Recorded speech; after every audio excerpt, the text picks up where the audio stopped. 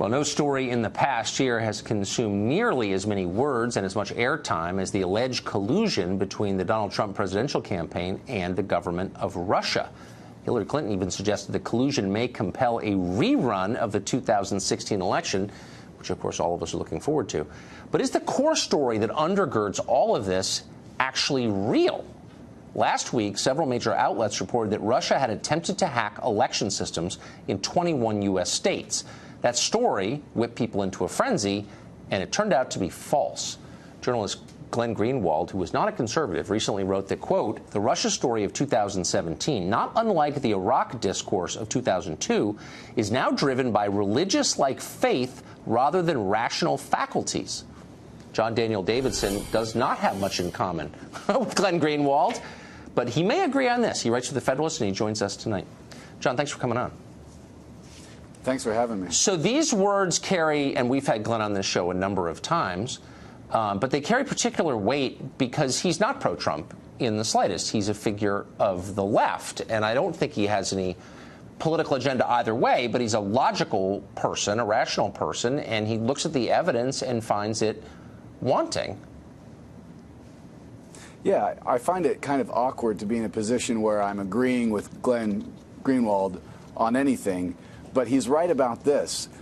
Ever since this Russia collusion story first came up, the media has bent over backwards, going after every anonymous leak, every salacious story they could get their hands on to try to prove that the real reason Trump won the election was because he was colluding with Vladimir Putin.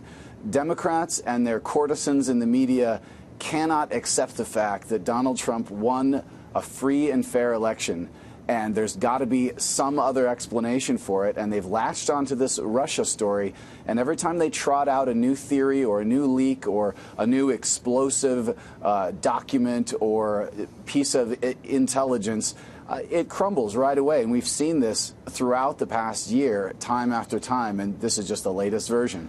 But so, I mean, it's a significant statement to say maybe the whole thing is false. I think I'm approaching that conclusion because I don't see evidence otherwise. But if it really is a lie at its core, I mean, man, we've spent an awful lot of time on this as a country. Well, I think we need to distinguish between the claim that the Trump campaign and Trump colluded with Russia to hack the election and falsify ballots. That's the outrageous claim that a lot of Democrats would like to be true and a lot of the mainstream media would like to be true. But to say that Russia did have propaganda that was designed not to elect one candidate over another, but to sow discord, to discredit the democratic process, to turn Americans against one another, I think there is something to that claim. And a lot of us in the conservative media were writing about this last summer. And we didn't have access to any special intelligence reports or any secret dossiers.